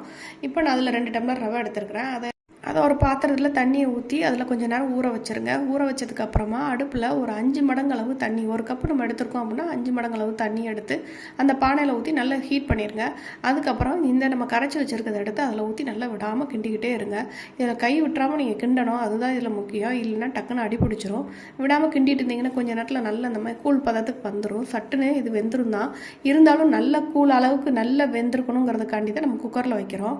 இப்போ நீங்கள் உப்பு எதுவுமே சேர்க்க தேவையில்லை. டேரெக்டாக அப்படியே தூக்கி தண்ணி ஊற்றி குக்கரில் கொஞ்சமாக அப்படியே வச்சுருங்க.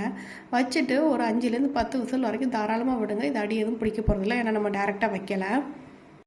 இப்போ இது குக்கர் விசில் முடிச்சிருச்சு. பாருங்கள் எப்படி வந்திருக்குன்னு. இந்த மாதிரி தான் வந்திருக்கும். இது இன்னும் கொஞ்சம் நேரம் ஆறிடுச்சுன்னா இந்த அளவுக்கு கட்டியாகிடும். இப்போ நீங்கள் இதில் தண்ணி மட்டும் ஊற்றி ஓவர் நைட் அப்படியே விட்டுருங்க. மறுநாள் காலையில் இதை நீங்கள் அப்படியே கரண்டி வச்சு நீங்கள் எடுத்து கரைச்சி குடிக்க வேண்டியதான். தேவைப்பட்டால் நீங்கள் இந்த டைமில் நீங்கள் உருண்டை பிடிச்சி கூட தண்ணி ஊற்றி வைக்கலாம். நான் அது மேலேயே தண்ணி ஊற்றி வச்சிட்றேன்.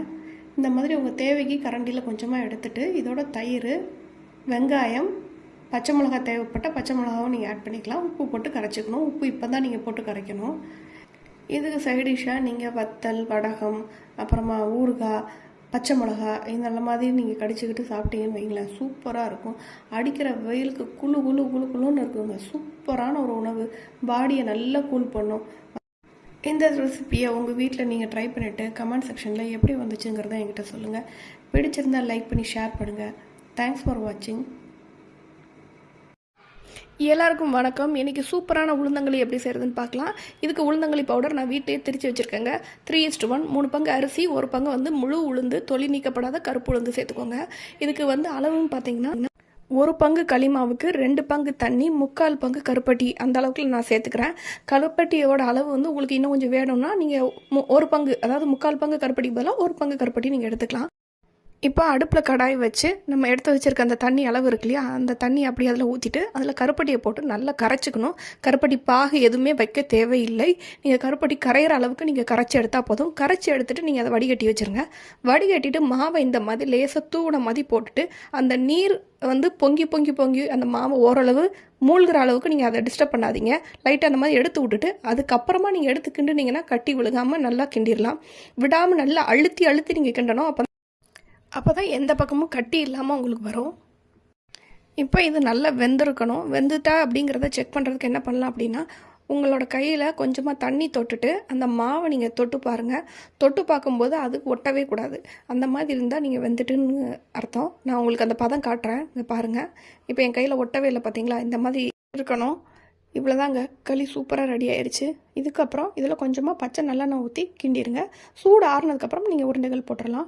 பெண் குழந்தைகள் இருக்கிற வீட்டில் மறக்காமல் வாரத்தில் 1 நாள் ஸ்நாக்ஸாக இது செஞ்சு கொடுங்க. இடுப்பெலும்பு அவ்வளோ பலப்பெறும். பெண்களுக்கோட மாதவிடாய் காலங்களில் கண்டிப்பாக நீங்கள் இதை எடுக்கக்கூடிய உணவாக இருக்கும். அந்த காலத்தில் இதை தான் சாப்பிட்டு நல்லா ஸ்ட்ராங்காக இருந்தாங்க. இதில் அரிசியோட அளவை விட நீங்கள் உளுந்தோட அளவு ஜாஸ்தி போட்டு கூட நீங்கள் செய்யலாம். செஞ்சு பார்த்துட்டு மறக்காமல் கமெண்ட் செக்ஷனில் எனக்கு சொல்லுங்கள். தேங்க்ஸ் ஃபார் வாட்சிங். வணக்கம் மக்களே. இன்றைக்கி பாவக்காயில் ஒரு சூப்பரான ஒரு டிஷ் பார்க்க போகிறோம். பாவக்காய் பிட்லா. அதுக்கு பாவக்காய் இந்த மாதிரி கட் பண்ணி வச்சுக்கோங்க. அப்புறமா இந்த மாதிரி ஒரு பெரிய வெங்காயம் கட் பண்ணி வச்சுக்கோங்க. இது தேங்காய் சீரகம் அரைச்சி வச்சுருக்கிறேன்.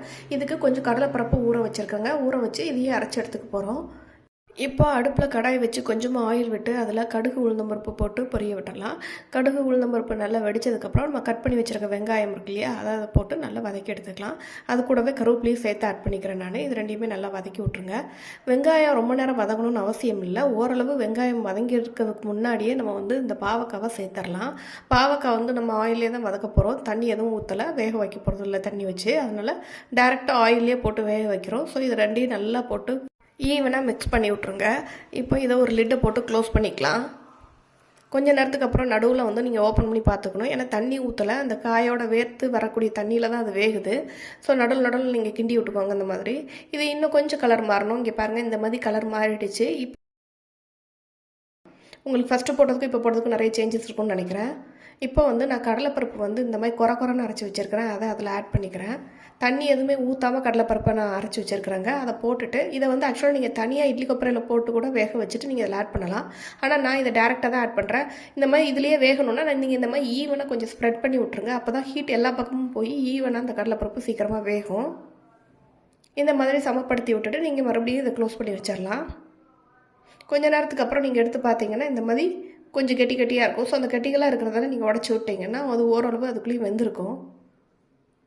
ஒரு உதிரியான ஒரு ஃபார்மேஷனுக்கு வந்திருக்கும். இப்போ இதில் ஸ்பைசஸ் எல்லாம் ஆட் பண்ணிக்கிறோம். அதுக்கு கொஞ்சமாக மஞ்சள் தூள், கொஞ்சம் மிளகாய் தூள் ஆட் பண்ணிக்கிறோம். கடலைப்பருப்பு சேர்த்துக்கிறதுனால இதுக்கு கொஞ்சமாக பெருங்காயத்தூள் இதில் சேர்த்துக்கலாம். இதுக்கு தேவையான அளவு உப்பையும் இதுலேயே ஆட் பண்ணிக்கலாம். ஆட் பண்ணிட்டு நல்லா ஈவனாக கிண்டி விட்ருங்க. கிண்டி விட்டு கொஞ்சம் நேரம் அதை அப்படியே விட்டுருங்க. அந்த பச்சை வாடையெல்லாம் போகட்டும். இந்த ரெசிபி பாவக்காயில் இவ்வளோ டேஸ்ட்டாக செய்ய முடியுமா அப்படிங்கிற மாதிரி இருக்கும். நீங்கள் கண்டிப்பாக ட்ரை பண்ணி பாருங்கள். அதுக்காண்டி நான் கசப்பே இருக்காதுன்னு நான் சொல்ல வரல. கண்டிப்பாக கசப்பு தெரிய தான் செய்யும். பட் ஆனால் உங்களுக்கு டேஸ்ட் வடையை சாப்பிட்ற மாதிரி ஒரு ஃபீல் வரும்.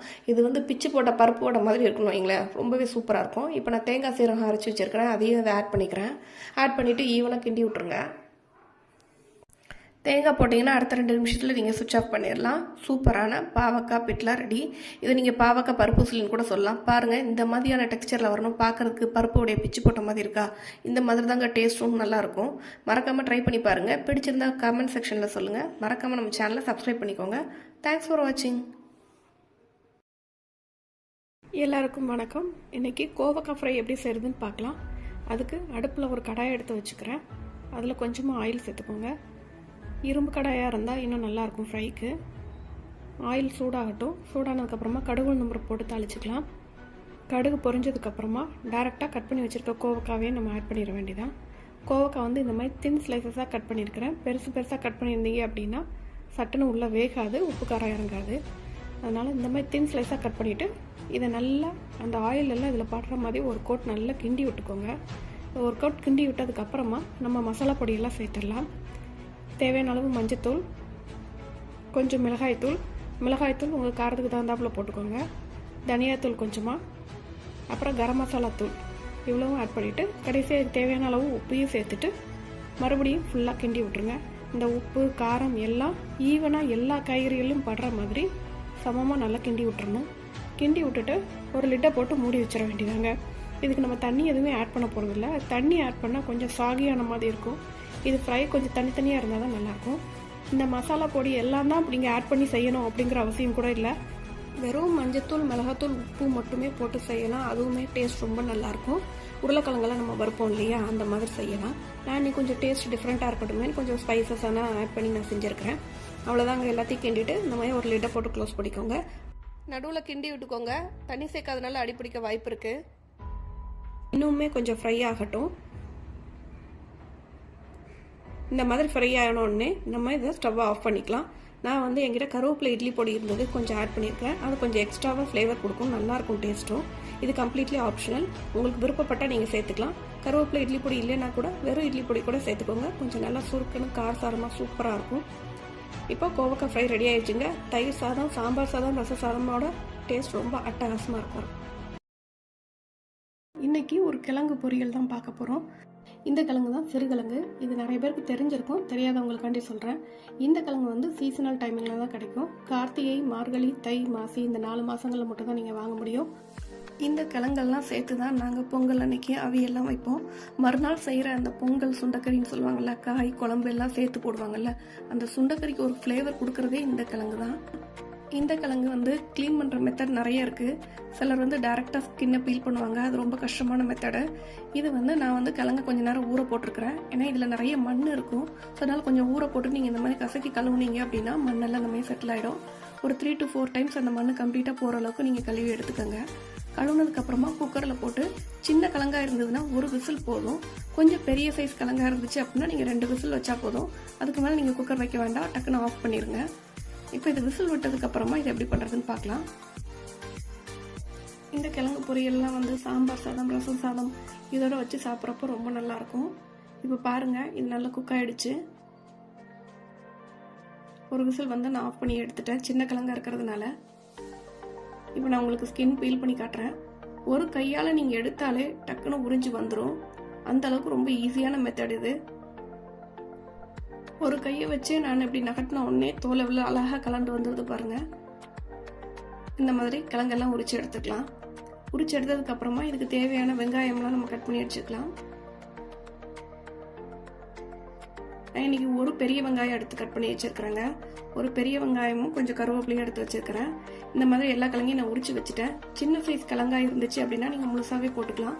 கொஞ்சம் பெருசாக இருக்குது அப்படின்னா நீங்கள் இந்த மாதிரி சின்னதாக கட் பண்ணி வச்சுக்கோங்க. இந்த பொரியலுக்கு தேவையான தேங்காய் அரைச்சி வச்சிருக்கிறேன்.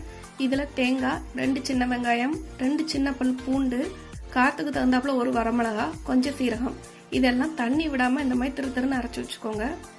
இப்போ கடாயில் எண்ணெய் ஊற்றிக்கலாம். கடுகு உளுந்தம் பருப்பு போட்டு தாளிச்சிக்கலாம். கடுகு நல்லா பொரிக்கட்டும். கடுகு நல்லா வெடிச்சிருச்சு.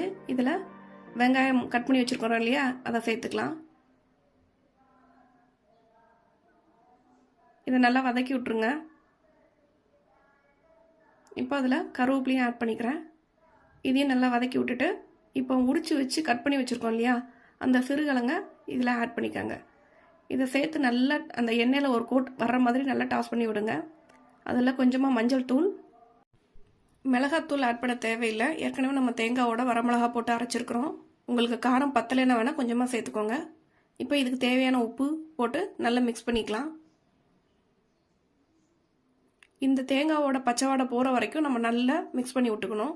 இதில் தண்ணி பதம் எதுவுமே இல்லாததுனால அடுப்பை சிம்மில் வச்சுட்டு வதக்கி விட்டுக்கோங்க. இப்போது தேங்காய் பச்சை வாடெல்லாம் போய் பொரியல் சூப்பராக ரெடி ஆயிடுச்சு. மறக்காமல் இந்த டிஷ்ஷை ட்ரை பண்ணி பாருங்கள்.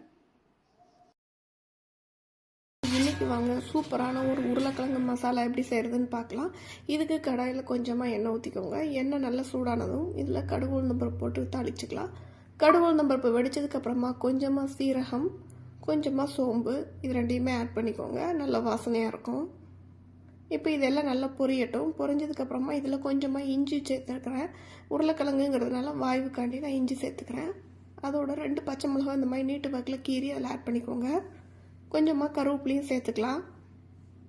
இதை ஓரளவு வதக்கி விட்டுட்டு கட் பண்ணி வச்சுருக்கிற ஒரு பெரிய வெங்காயம், நான் வந்து ஒரு பெரிய வெங்காயமும் ஒரு சின்ன தக்காளியும் எடுத்துருக்கிறேன். அந்த பெரிய வெங்காயத்தை இப்போ நம்ம அதில் ஆட் பண்ணிவிட்டு இதை நல்லா வதக்கி விட்டுறலாம். வெங்காயம் ஓரளவு வதங்கினதுக்கப்புறமா நம்ம தக்காளி பழமாக ஆட் பண்ணிக்கலாம். ஒரு தக்காளி ஆட் பண்ணியிருக்கிறேன். இப்போ இந்த வெங்காயம் தக்காளி ரெண்டும் நல்லா வதங்கட்டும். இப்போ இதில் தேவையான அளவு உப்பு சேர்த்துக்கலாம். வெங்காயம் தக்காளி கொஞ்சம் சீக்கிரம் வதங்குங்கிறதுனால உப்பும் மஞ்சள் தூளும் சேர்த்துக்கிறேன். கொஞ்சமாக பொடி உப்பு சேர்த்துக்கிறேன். அதே மாதிரி கொஞ்சமாக மஞ்சள் தூளும் சேர்த்துக்கிறேன். இப்போ இது ரெண்டையும் சேர்த்து நல்லா வதக்கும்போது சீக்கிரமாக கொஞ்சம் வதங்கும் உங்களுக்கு. வெங்காயம் தக்காளி ஓரளவு வதங்கிட்டதுக்கப்புறமா நம்ம மசாலா பொடி சேர்த்துக்கலாம். நான் இன்றைக்கி மசாலா பொடின்னு பார்த்தீங்கன்னா குழம்பு மிளகாத்தூள் வீட்டிலேயே ரெடி பண்ணி வச்சுருக்கிறேன். குழம்பு மிளகாத்தூள் தான் ஒரு 2 ஸ்பூன் சேர்த்துருக்குறேன். உங்கள்கிட்ட குழம்பு மிளகாத்தூள் இல்லை அப்படின்னா நீங்கள் 1 ஸ்பூன் மல்லித்தூள், 1 ஸ்பூன் மிளகாய்த்தூள் அந்த மாதிரி சேர்த்துக்கலாம். இப்போ குழம்பு மிளகாத்தூள் சேர்த்ததுக்கப்புறமா கொஞ்சமாக நான் கரம் மசாலா தூள் சேர்த்துருக்குறேன். இந்த வாசனை உங்களுக்கு வேணும்னு நினச்சிங்கன்னா போட்டுக்கலாம், இல்லைன்னா அது இல்லாமல் பண்ணலாம். இப்போ இது நல்ல சுருளாக வதக்கணும். பாருங்கள், இந்த டைமில் அடுப்பை சிம்மில் வச்சுக்கோங்க. பெருசாக வச்சுருந்தீங்கன்னா அடி பிடிச்சிக்கும். இப்போ இதில் கொஞ்சமாக தண்ணி ஆட் பண்ணிக்கலாம். தண்ணி எதுக்கு ஆட் பண்ணுறோம் அப்படின்னா அந்த மசாலா எல்லாம் ஒன்று சேர்ந்து ஒன்று போல் அந்த பச்சை வாடையெல்லாம் போகிற வரைக்கும் கொஞ்சம் நேரம் கொதிக்கிறதுக்கு டைம் கொடுக்கணும். அதனால நான் கொஞ்சமாக தண்ணி ஊற்றுக்கிறேன். பாருங்கள், இப்போ தண்ணி ஊற்றி நல்லா கொதிக்க வச்சாச்சு. மசாலா வாடையெல்லாம் பச்சை வாடையெல்லாம் போயிடுச்சு. இப்போ நான் உருளைக்கிழங்கு அந்த மாதிரி வேக வச்சு கட் பண்ணி எடுத்துருக்கிறேன். வேக வச்ச உருளைக்கிழங்கு தான் ஆட் பண்ணணும். இப்போ இந்த மசாலா எல்லாம் உருளைக்கிழங்கு நல்லா பிடிக்கிற மாதிரி நல்லா ஒன்று போல் கிண்டி விட்டுக்கோங்க. கிண்டி விட்டு நல்லா அந்த உருளைக்கிழங்கு அந்த மசாலாவும் ஒன்று சேர்ந்து திரண்டு வர்ற மாதிரி வரணும். அது வரைக்கும் நீங்கள் நல்லா கிண்டி விட்டுக்கலாம். இந்த உருளைக்கிழங்கு தயிர் சாதம், சாம்பார் சாதம், ரச சாதம் இதோட வச்சு சாப்பிட்றதுக்கு ரொம்பவே சூப்பராக இருக்கும். பாருங்கள், இந்த மாதிரி எப்படி மசாலா நல்லா கோட்டாகி போயிருக்கு உருளைக்கிழங்கோட. நம்ம தண்ணி சேர்த்துருக்கிறதுனால உருளைக்கிழங்குல நல்லா அந்த உப்பு காரம் இறங்கியிருக்கும். இப்போ நல்லா கிண்டி விட்டுருங்க ஒரு வாட்டி. கிண்டி விட்டு இங்கே பாருங்கள், சூப்பரான மசாலா உருளைக்கிழங்கு ரெடி ஆயிடுச்சு. இதுக்கு மேலே இப்போ நீங்கள் தேவைப்பட்டால் கொஞ்சமாக மல்லி இலை தூவிக்கலாம்.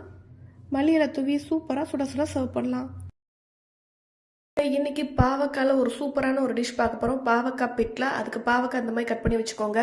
அப்புறமா இந்த மாதிரி ஒரு பெரிய வெங்காயம் கட் பண்ணி வச்சுக்கோங்க. இது வந்து தேங்காய் சீரகம் அரைச்சி வச்சுருக்கிறேன். இதுக்கு கொஞ்சம் கடலைப்பருப்பு ஊற வச்சுருக்கேங்க. ஊற வச்சு இதையே அரைச்சி எடுத்துக்க போகிறோம்.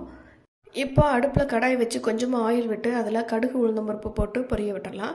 கடுகு உளுந்தம்பருப்பு நல்லா வெடித்ததுக்கப்புறம் நம்ம கட் பண்ணி வச்சுருக்க வெங்காயம் இருக்கு இல்லையா, அதை போட்டு நல்லா வதக்கி எடுத்துக்கலாம்.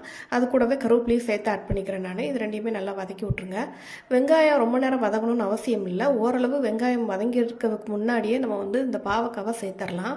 பாவக்காய் வந்து நம்ம ஆயிலே தான் வதக்க போகிறோம். தண்ணி எதுவும் ஊற்றலை, வேக வைக்க போகிறது இல்லை தண்ணி வச்சு. அதனால் டைரெக்டாக ஆயிலே போட்டு வேக வைக்கிறோம். ஸோ இது ரெண்டையும் நல்லா போட்டு ஈவனாக மிக்ஸ் பண்ணி விட்ருங்க.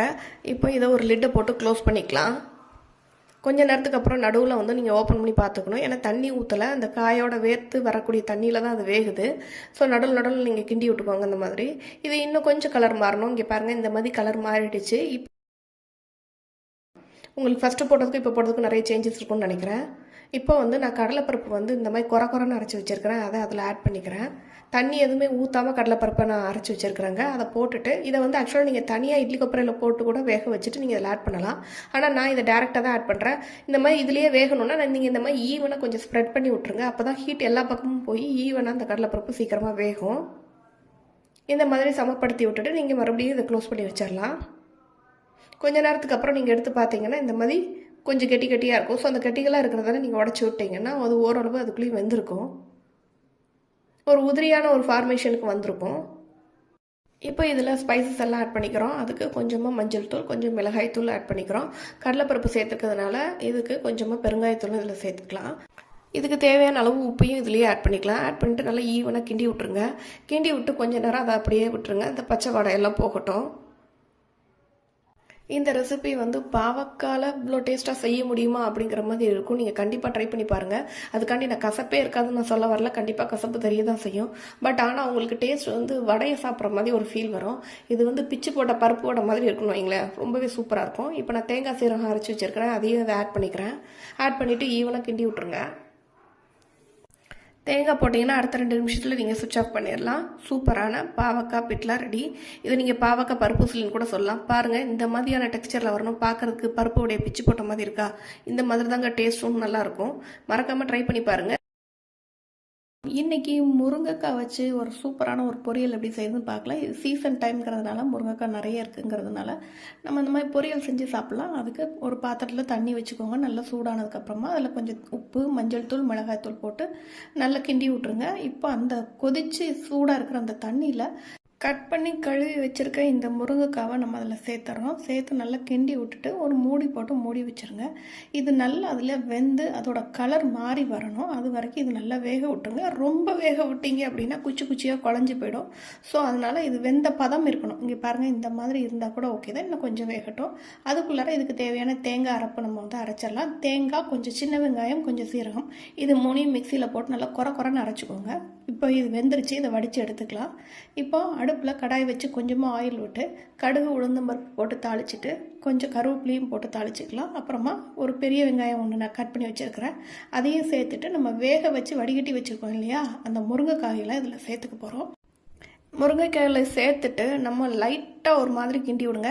ரொம்ப குத்தி கிண்டுனீங்கன்னா இது ஃபுல்லாக உடஞ்சி உதிர்ந்து வந்துடும். அந்த மாதிரி தனித்தனியாகிடும். ஸோ அந்த மாதிரி கிண்டாமல் பார்த்துக்கோங்க. அப்புறமா நம்ம அரைச்சி வச்சுருக்க தேங்காய் இருக்கு இல்லையா, அதையும் சேர்த்து நம்ம கிண்டிக்க போகிறோம். ஏற்கனவே நம்ம முருங்கைக்காய் வேக வைக்கும்போது நம்ம உப்பு சேர்த்து தான் வேக வச்சுருக்கோம். ஆனாலும் இப்போ தேங்காய், வெங்காயம்லாம் சேர்த்ததுனால இன்னும் கொஞ்சமாக உப்பு சேர்த்துக்கலாம். உப்பு சேர்த்துட்டு அப்புறம் கொஞ்சம் பெருங்காயத்தூள் நம்ம ஆட் பண்ணிக்க போகிறோம். ஆட் பண்ணிவிட்டு மறுபடியும் இதை கிண்டாமல் இந்த மாதிரி குலுக்கி விட்டீங்க அப்படின்னா சமமாக எல்லா பக்கமும் ஈவனாக அந்த உப்பு பரவிடும். அவ்வளோதாங்க. இந்த தேங்காவோட பச்சை வாடை கொஞ்சம் போகிற வரைக்கும் ஒரு 2 நிமிஷம் வச்சு எடுத்திங்கன்னா சூப்பரான முருங்கைக்காய் பொரியல் ரெடி ஆயிடுச்சு. இது நீங்கள் சாம்பார், ரசம் இந்த மாதிரியான சாப்பாடுக்கு நீங்கள் சைட் டிஷ்ஷாக வச்சு சாப்பிடும்போது சூப்பராக இருக்கும். கொத்தவரங்காய், அதாவது எங்கள் ஊரில் சீனவரைக்கான்னு சொல்லுவோம், அந்த பொரியல் எப்படி செய்கிறதுன்னு பார்க்கலாம். அதுக்கு இந்த மாதிரி நீங்கள் கழுவி சின்னதாக கட் பண்ணிக்கோங்க. கட் பண்ணிவிட்டு தண்ணி அதை நிரம்ப ஊற்றிட்டு கொஞ்சமாக மஞ்சள் தூள், கொஞ்சம் உப்பு போட்டு நல்லா வேக வச்சுருங்க. வேக வச்சப்போ கலர் மாறி இந்த மாதிரி நசுக்குனா வெந்திருக்கணும். இந்த அளவுக்கு வெந்தப்போ தான் இருக்கணும். இதில் இருக்க தண்ணியை நீங்கள் வந்து வடித்து தூர ஊற்றணும்னு அவசியம் இல்லை. நீங்கள் தேவைப்பட்டால் சூப்புக்கோ இல்லைன்னா குழம்புக்கோ எடுத்துக்கலாம். இல்லைன்னா இந்த மாதிரி வத்த விட்டு நீங்கள் பொரியல்லையே சேர்த்துருங்க. இப்போ பொரியலுக்கு தேவையான தேங்காய் அரைச்சிக்கலாம். ஒரு சில் தேங்காய், கொஞ்சம் சீரகம், ஒரு அரை ஸ்பூன் அளவுக்கு மிளகாத்தூள், நீங்கள் அதுக்கு பதிலாக வரமிளகா கூட போட்டுக்கலாம். போட்டு மிக்சியில் தனியாக இதை அரைச்சி தண்ணி விடாமல் அரைச்சி வச்சுக்கோங்க. நான் வந்து பூண்டு ஒரு 4லேருந்து 5 பல் இந்த மாதிரி குட்டியை கட் பண்ணி வச்சுருக்கேன். ஒரு பெரிய வெங்காயத்தையும் இந்த மாதிரி கட் பண்ணி வச்சுருக்கிறேன். இப்போ கடாயில் எண்ணெய் ஊற்றி கொஞ்சமாக கடுகு, உளுந்தம்பருப்பு போட்டு தாளிச்சிக்கலாம். அது வெடித்ததுக்கப்புறமா கருவேப்பிலை சேர்த்துட்டு நம்ம கட் பண்ணி வச்சுருக்கிற அந்த பூண்டு பல்லையும் இதிலேயே போட்டு வதக்கிக்கலாம். கொஞ்சம் இந்த கொத்தவரங்காய் வந்து கொஞ்சம் வாய்வுங்கிறதுனால பூண்டு கண்டிப்பாக சேர்க்கணும்.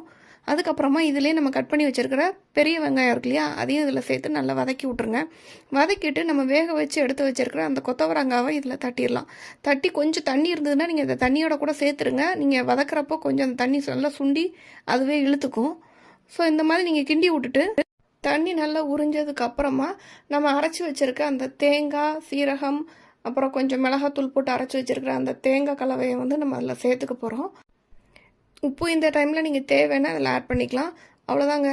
இது நல்லா பச்சை வாடை போனதுக்கப்புறமா நீங்கள் ஸ்டவ் ஆஃப் பண்ணிடலாம். நல்லா சாம்பார் சாதத்துக்கெலாம் ரொம்ப அருமையாக இருக்கும். நீங்கள் எந்த குழம்பு வச்சாலுமே இந்த சைட் டிஷ் வச்சு நீங்கள் சாப்பிட்டு பாருங்கள், சூப்பராக இருக்கும்.